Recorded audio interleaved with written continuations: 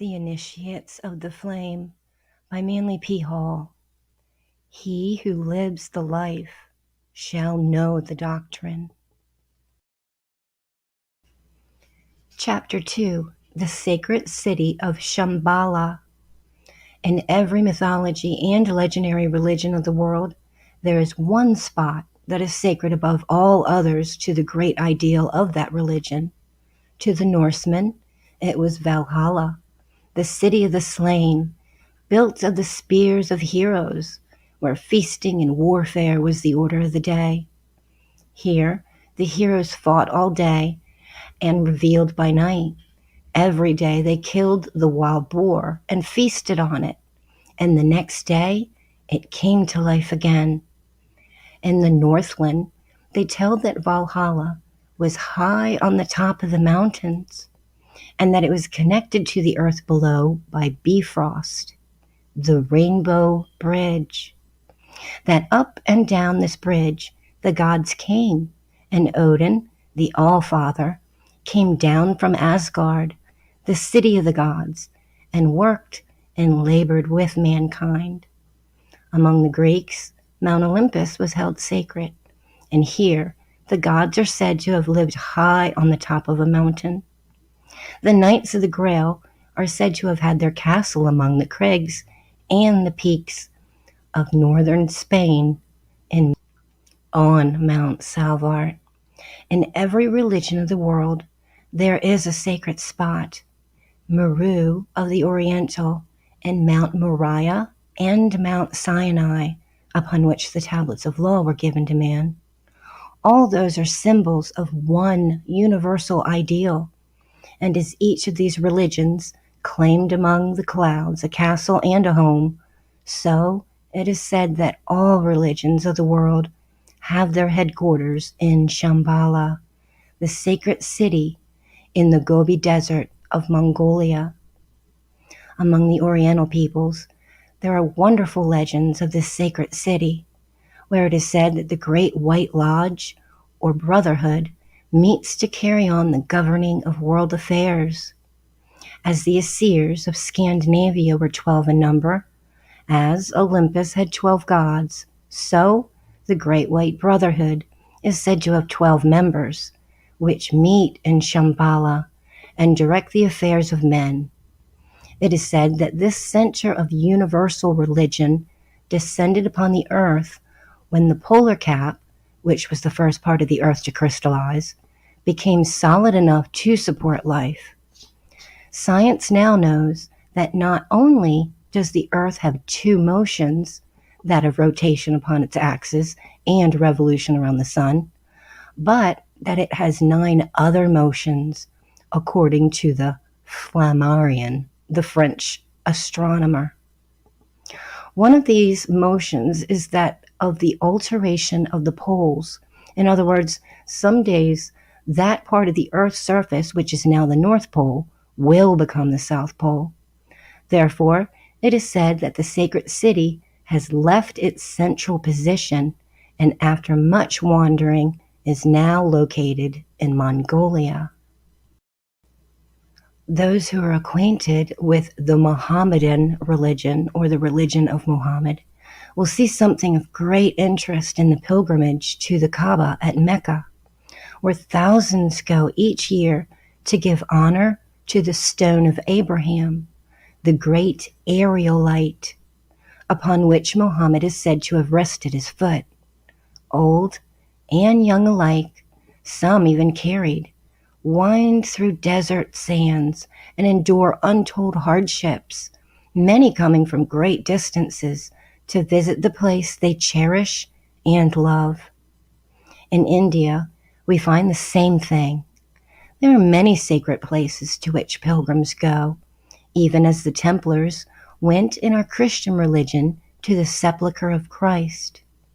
Few see in this anything more than an outward symbol, but the true student recognizes the great esoteric truth contained therein.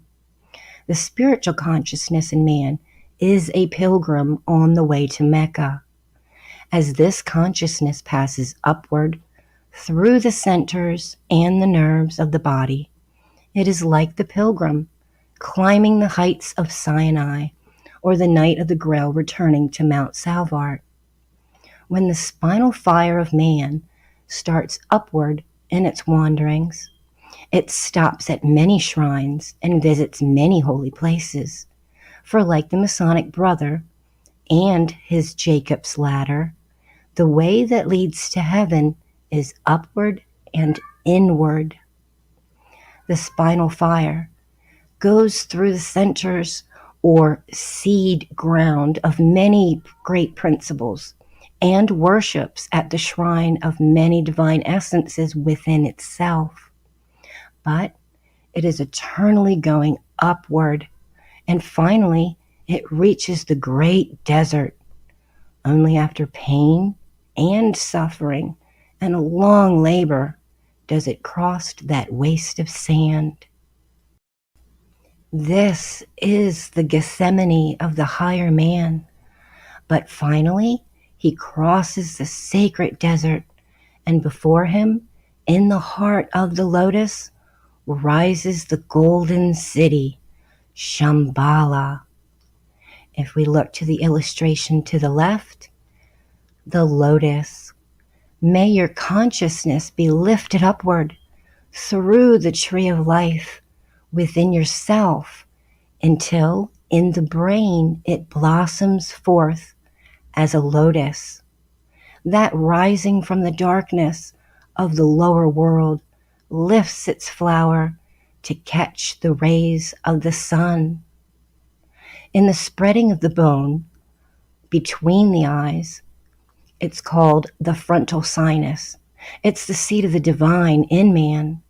There, in a peculiar gaseous material, floats, or rather exists or is, the fine essence which we know as the spirit. This is the lost city in the sacred desert, connected to the lower world by the rainbow bridge or the silver cord. And it is to this point in himself that the student is striving to rise. This is the sacred pilgrimage of the soul, in which the individual leaves the lower man and the world below and climbs upward into the higher man, or the higher world, the brain.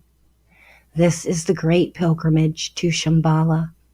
And as that great city is the center for the direction of our earth, so the corresponding great city in man is the center for his governmental system. Illustrated to the left, the rod that budded.